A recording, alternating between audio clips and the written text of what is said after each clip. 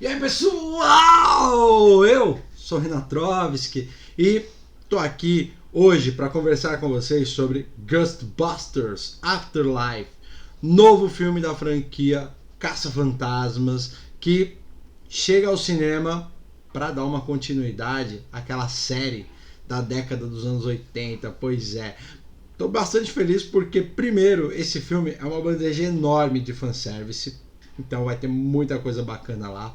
E além disso, claro, dá seguimento de uma maneira muito bacana com a história dos caras mais sensacionais, dos caçadores de fantasmas mais incríveis que o cinema já criou. Então, antes de a gente conversar sobre tudo isso, dá aquela fortalecida, se inscreva no canal, curtam o vídeo, que é muito bacana ver vocês aí curtindo, interagindo e também falando sobre as suas impressões sobre tudo isso, beleza?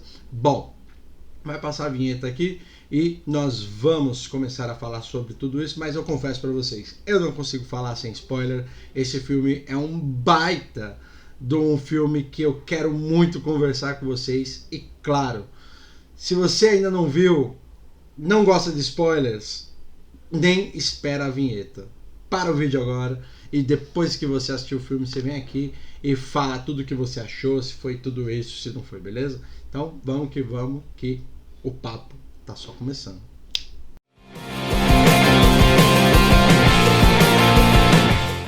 Sim, sim, pessoal! Aqui estamos para falar sobre Caça-Fantasmas Mais Além. Bom, esse filme foi lançado no último dia 18 de novembro e eu confesso para vocês que eu tava doido para ver esse filme. Eu tava triste que eu talvez não fosse conseguir vê-lo e graças a Deus deu tudo certo. Eu pude ir e o melhor de tudo, galera, eu me diverti pra caramba com esse filme. Pois é. Esse filme ele dá continuidade aos filmes que foram lançados lá na década de 80.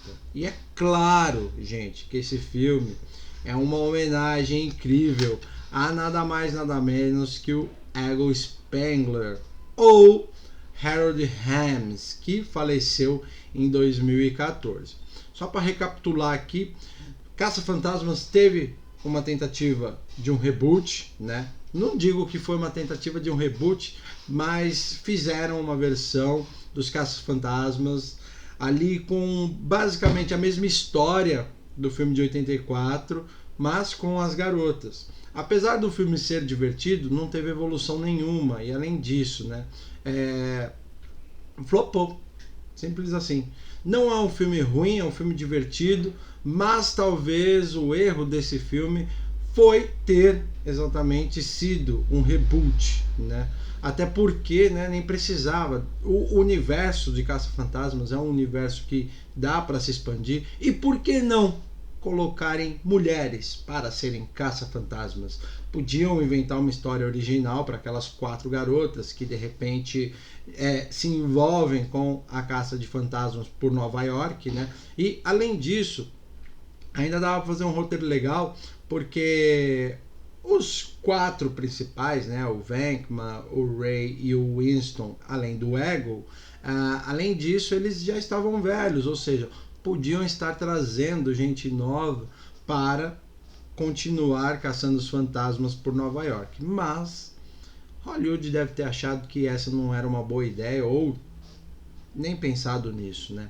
Bom, em Caça-Fantasmas Mais Além, nós vemos aí a história baseada principalmente na história do Ego e na separação dos 4 maiores caçadores de fantasmas, né? Então, o Ego aparece ali no início do filme tentando pegar uma criatura que não sabemos qual é, né? E falha miseravelmente, causando ali a sua morte. E como o Ego afastou a sua família, né, de tudo e de todos, e principalmente ficou distante, a sua filha, a Collie, ela acabou criando os filhos dela distante do avô. Ou seja, eles nunca conheceram o avô deles. E passando por uma dificuldade financeira terrível, sendo despejado e tudo mais, após a morte do Ego, eles acabam herdando de herança a casa do Ego, que é numa fazenda, numa cidade do interior dos Estados Unidos, isolada de tudo e de todos. Indo morar lá, a Phoebe e o Trevor, que são os filhos da Collie, eles acabam ali descobrindo as coisas do avô dele. De certa forma, a primeira impressão que eles têm quando chegam na fazenda é que aquela parafernália toda não presta pra nada, não serve pra nada, né? E aí nós temos o primeiro fanservice do filme. Aparece nada mais, nada menos que Janine, pois é, Annie Potts, dizendo que o Ego não deixou nada para a família além da fazenda e a herança que eles herdaram de tudo aquilo foram as dívidas do Ego. Pois é, triste assim. Mas, né, a Collie, que já está passando por uma situação complicada, não tem para onde correr e simplesmente resolve que tem que ficar. Se eu não me engano, o nome da cidade é Somerville. Eu não lembro para falar com certeza para vocês, mas enfim. Ela acaba ficando ali naquela cidade por livre e espontânea falta de opções. Com isso, o filme começa a se desenrolar e nós conhecemos aí o Podcast, o personagem interpretado aí pelo Logan King, divertidíssimo. Já adianto para vocês, ele é o alívio cômico e funciona na maioria das vezes durante o filme. Não menos importante, mas também com um carisma muito bom, nós temos aí o Mr. Grubson. Pois é, ele é interpretado pelo Paul Rudd e é o professor da escola onde a Phoebe e o Trevor vão estudar ali naquela pequena cidade. Com isso, o quarteto está quase completo. Mas você acabou de falar 4 nomes aí, Renatrovski. Pois é, mas ainda nós temos um. O professor não faz parte desse quarteto, a real é essa. Enfim, eu particularmente falo para vocês, eu pensava que o Paul Rudd fosse ser tipo o Ego da história, mas não é. E aí nós temos a quarta integrante do quarteto, que é a Celeste Oh, que interpreta a Lucky. Pois é. Bem, posto isto, galera, nós temos aí o nosso grupo de caça-fantasmas, sem que eles saibam ainda que serão caça-fantasmas. Bom, o Mr. Grubson, ele já vem aí pesquisando sobre as anomalias que acontecem na cidade, mas ele não entende bem o que realmente está acontecendo. Ele desconfia de uma coisa ou outra, né? Assim como o Podcast, mas de fato eles não sabem de absolutamente nada. O Podcast ali, ele acaba fazendo amizade com a Phoebe na escola. A Phoebe é uma personagem muito introvertida, interpretada aí pela Makina Grace, e ela tem uma certa dificuldade de se relacionar com as pessoas. Então, tipo, ela não tem amigos praticamente, né? E o Trevor, que muitos aí vão conhecer ele pelo bom trabalho que ele vem fazendo em Stranger Things, por exemplo, ele é o Mike. Ele é um garoto que ele não tem problemas de comunicação nem nada, mas ele já é um pouquinho para frente, então tipo, ele já tem uma facilidade maior em lidar com as pessoas, né? E com isso, essas personalidades, elas acabam ali se encontrando de uma forma espontânea e ao mesmo tempo muito eficaz. Por quê? Uma coisa que o Jason Reitman, que é o diretor do filme, conseguiu fazer é que esse grupo conseguisse de alguma forma ter uma química que envolvesse essa história, né? Até porque, se nós formos pensar nos Caça-Fantasmas de 1984, o Peter Venkman, o Ray, até mesmo o Winston, que chega por último no grupo, eles têm uma ligação muito bacana. E a forma como eles se conhecem é uma coisa tipo espontânea e fluida. Isso é bem legal. E mais além, uma coisa bacana exatamente faz isso. Consegue reunir um grupo muito carismático. Isso se dá também ao Paul Rudd e a Collie, que além do quarteto ali, eles fazem parte da trama, fazendo também alusão às personagens que aparecem lá. Por exemplo, não vou dizer que são ligações diretas entre eles, né?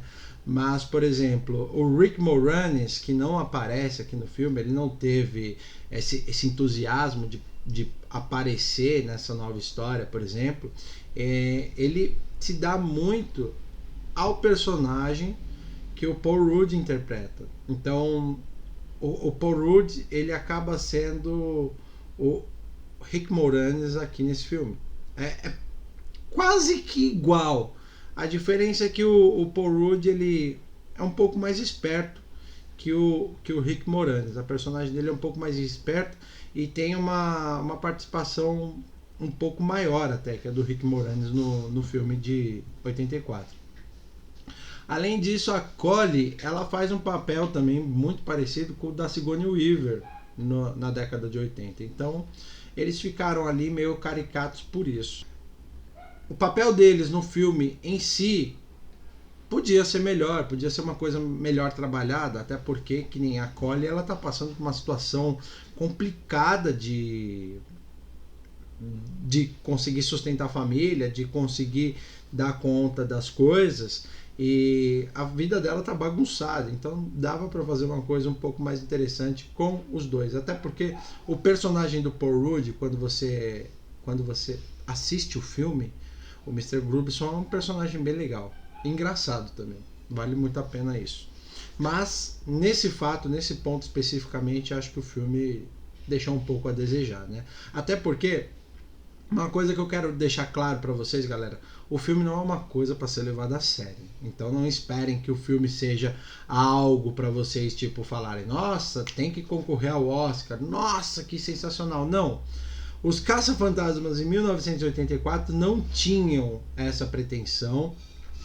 São clássicos? São, mas são clássicos por uma série de fatores da época, né? E esses fatores é uma das coisas bacanas aqui no filme. Eles fazem o filme exatamente para ser divertido e, acima de tudo, eles trazem muito da produção de 84 para cá. Tanto é que os efeitos especiais, eles são muito parecidos com os de 84, mas existe uma mescla com os efeitos especiais atuais. Então, tipo, você tem aquela coisa mais trash dos filmes de 84, né? Mas você tem uma coisa mais moderna dos filmes atuais. E isso é muito bom, porque, por exemplo, os efeitos especiais dos fantasmas, eles são muito mais legais, porque são efeitos atuais, né? Os efeitos especiais dos anos 80, por exemplo, algumas animações que tem no filme foram feitos ali, cartoon, desenhado mesmo. Então, tipo, essa é uma curiosidade muito bacana de ser tratada aqui, para que aquelas pessoas mais críticas, mais exigentes, né, não fiquem falando: "Nossa, o filme tem efeitos especiais muito ruins, não sei o que lá, que isso, que..." Gente, é um filme de fantasma. E o melhor de tudo, tipo, ele não tem a pretensão de ser um filme de terror, por exemplo, como Invocação do Mal, Poltergeist, entre outros aí, aquele dos espíritos, como que fala o nome, é Atividade Paranormal, que no último tem aquela coisa de aparecer algumas aparições ali no meio das luzes, no meio dos LEDs, entendeu? Então o que acontece? Ele não tem essa pretensão de ser um filme de terror, ele tem a pretensão de ser um filme divertido, apesar de que, né, o filme não tem nada assim que traga, nossa, um medo absurdo ou qualquer coisa assim, mas aos meus olhos, né, tem algumas coisas ali que são um pouco pesadas, mas enfim, é uma questão mais de conteúdo do que simplesmente de entretenimento. Mas além de tudo isso, né, Caça-Fantasmas traz muitos easter eggs dentro do filme, ou seja, tem uma série de easter eggs que são nostálgicos, inclusive, né?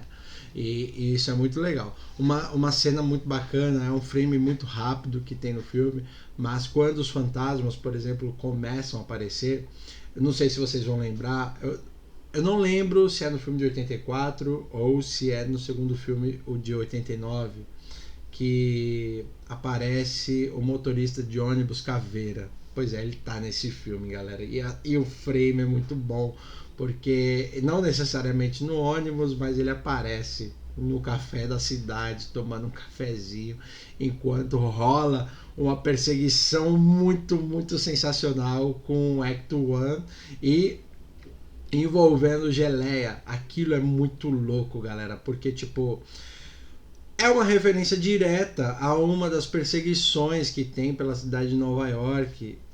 Se eu não me engano é do filme de 89, inclusive, que é quando o Act One ele coloca a cadeira para fora. E se eu não me engano é o Ray que tá naquela cadeirinha lá atrás do fantasma. É muito louca essa cena da perseguição de carro. E, cara, é como eu falei, é uma bandeja de fanservice cheia de referências muito boas. E a Phoebe, o Trevor e o podcast, eles conseguem fazer isso de uma maneira muito bacana, porque você torce pelas crianças o tempo todo, né? Como eu falei, não é um filme assim para vocês levarem tão a sério, mas o elenco conta bastante e principalmente a interação desses três é muito legal. Tanto é que a amizade deles se torna uma coisa muito parecida com a amizade dos garotos de Stranger Things, por exemplo. Não na forma como eles se conhecem, mas na forma como eles conciliam essa amizade como algo fraterno. E aí que vem a minha crítica com relação a Celeste Oh. A personagem dela é totalmente irrelevante no filme. Ela faz ali parte de um braço do filme que de alguma forma mostra algum tipo de romance no filme, né? Mas teoricamente era uma personagem que não precisava, tanto é que ela aparece muito pouco no filme, né? E as poucas vezes que ela aparece não tem muita importância para a história central em si. É que se nós formos avaliar as crianças, a Celeste ela se torna ali o Winston da história. O Trevor ele é basicamente o Venkman. A Phoebe, o Ego, e o podcast, o Ray. Até porque uma coisa interessante de se falar, a amizade entre a Phoebe e o podcast lembra muito a amizade entre o Ray e o Ego, né? E isso tipo é bacana de ver porque muitas vezes você vê que os dois ali eles são muito ligados. É como se o time deles de um para outro fosse uma coisa tipo que não foi roteirizada, simplesmente foi assim, ó, façam algo sobre determinada situação e eles desenvolvem isso com muita fluidez, apesar que a Marquina Grace de fato é uma atriz muito boa. Eu acho que ela é uma das atrizes mirins mais incríveis que Hollywood tem hoje, né? Então, tipo, ver tudo isso na tela é muito bacana, muito nostálgico. Outra coisa que é muito interessante no filme é a forma como a vilã é mostrada, né? Lá em 1984, quando vem aquela questão dos guardiões ali abrirem um portal para aquela demônia sair e tal, tudo. A demônia lembra muito David Bowie, inclusive. Enfim, ela tenta, os caça-fantasmas eles sempre conseguem impedir que ela saia e controle o mundo e tudo mais, aquela coisa apocalíptica, enfim. Aqui ela é um pouco mais desenvolvida do que nós vimos em 1984 e na década de 80 em si, mas em teoria, né, mais do mesmo, não tem evolução. A coisa legal da história em si, ela está exatamente na história, no grupo dos garotos, na trama que tem por trás do drama da família da Collie, e consequentemente isso faz com que Caça-Fantasmas seja um filme muito muito bom de se assistir. É um filme leve, é um filme sem grandes pretensões, né? E, tipo, isso eu acho que, principalmente para os dias atuais, que anda se falando muito de morte, de uma série de coisas que tem acontecido pelo mundo, eu acho que é um filme muito bom para a época, inclusive. Leve, divertido e simplesmente de entretenimento, sem grandes pretensões assim. Duas coisas aqui que eu não posso terminar de falar nesse vídeo. Nós temos J.K. Simmons interpretando o Ivo. Lá no filme, especificamente, vocês vão ver que J.K. Simmons, ele rouba a cena, velho. Ele aparece pouquíssimas vezes, mas todas as vezes que ele aparece, não tem jeito. É algo assim memorável. E o cara é muito bom, velho. Não tem o que falar. Enfim, e outra coisa bacana é exatamente sobre o plot do fim do filme. Tipo, ó, eu sou fã, eu sou suspeito pra falar.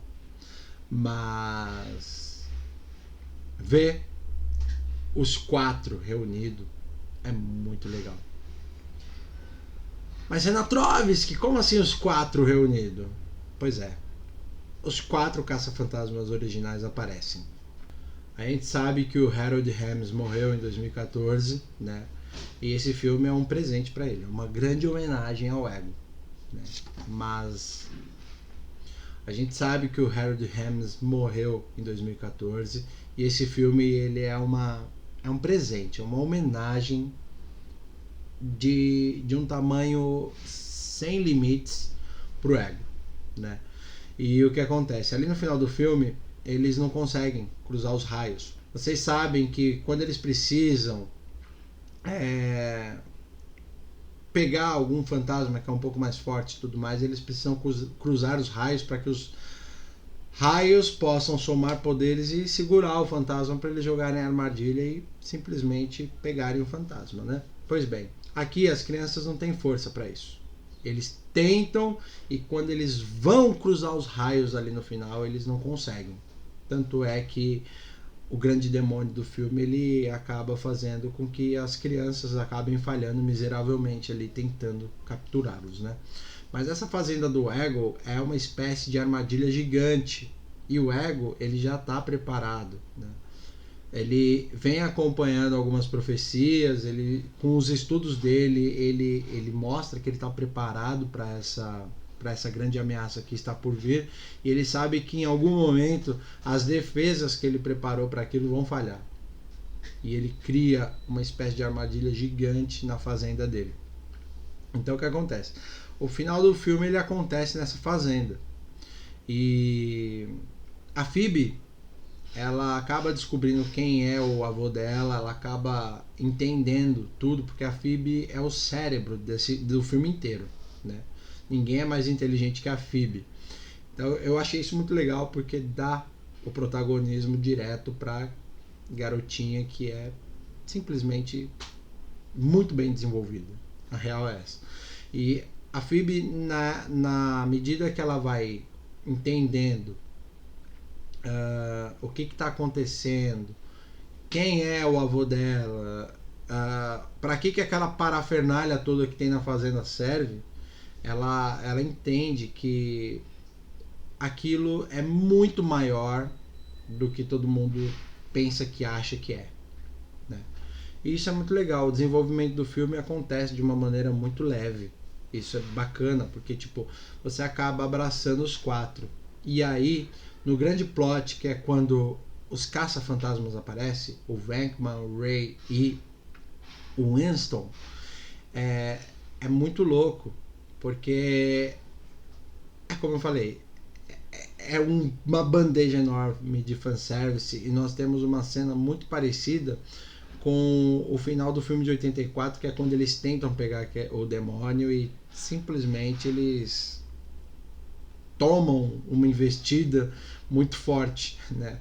E isso acaba derrubando os três e a Phoebe é a única que consegue ficar com a mochila protônica lá e atirar na demônio. Só que aí tipo a demônio com com uma mochila só, com um raio só, ela é mais forte. Então ela começa a vencer a Phoebe e aparece uma das cenas mais incríveis que esse filme podia trazer pra gente, que é exatamente o Ego ajudando a neta dele segurar o raio na direção da garotinha. E tipo, aquilo é muito louco, velho.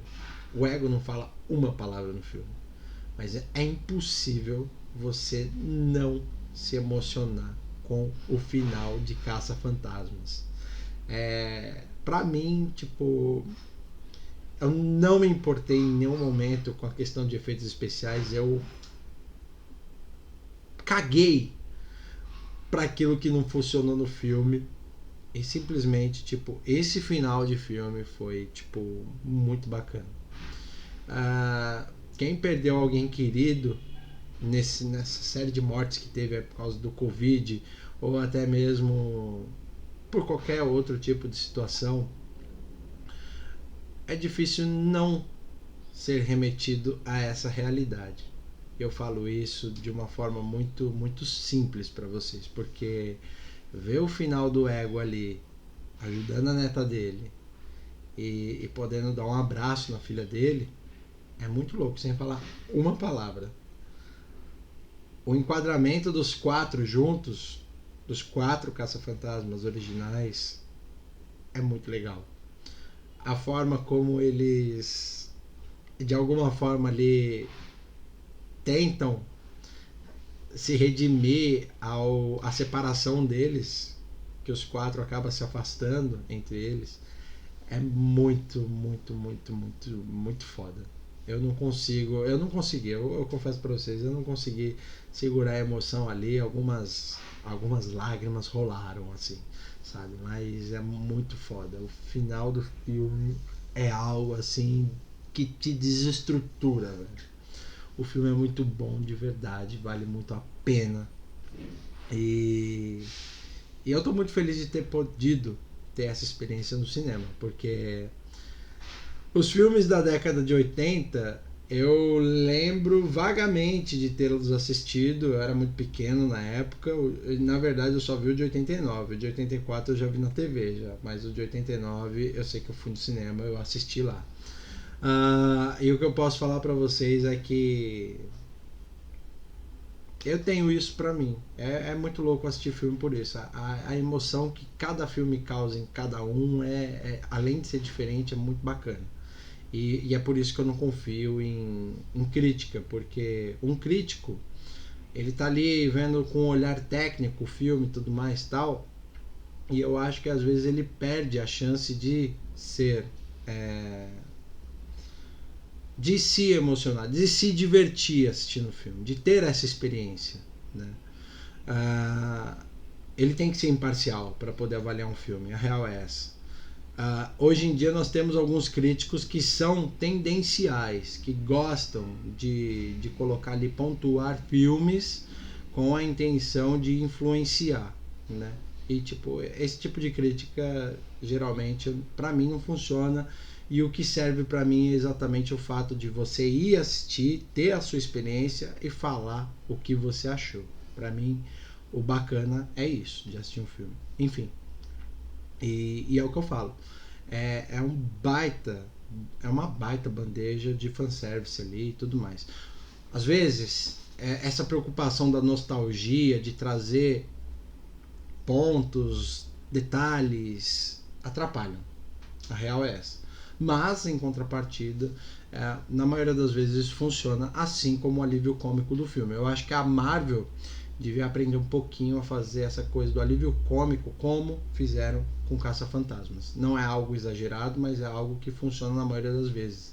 Isso é bom. Outra coisa bacana são as 2 cenas pós-crédito do filme.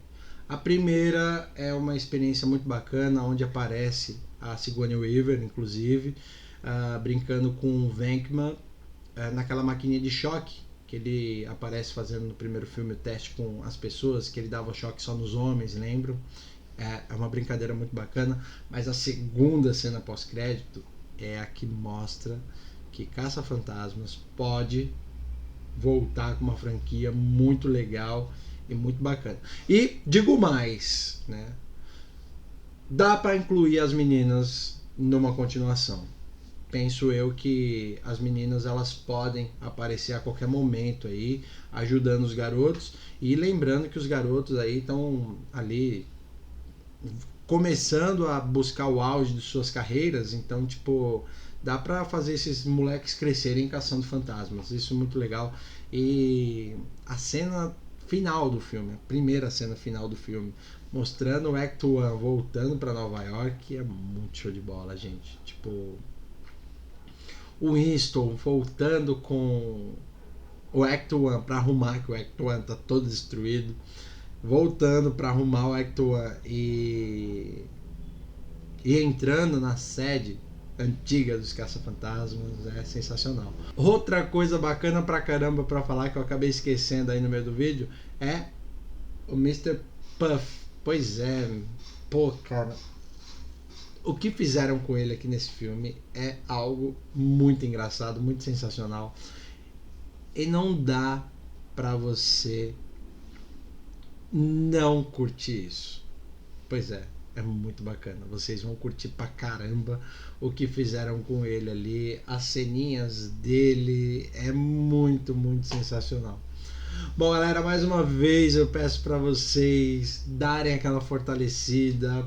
Pô, se inscrevam no canal, deem aquele like, compartilhem o vídeo, que é muito bacana. As pessoas precisam assistir Caça-Fantasmas, a real é essa.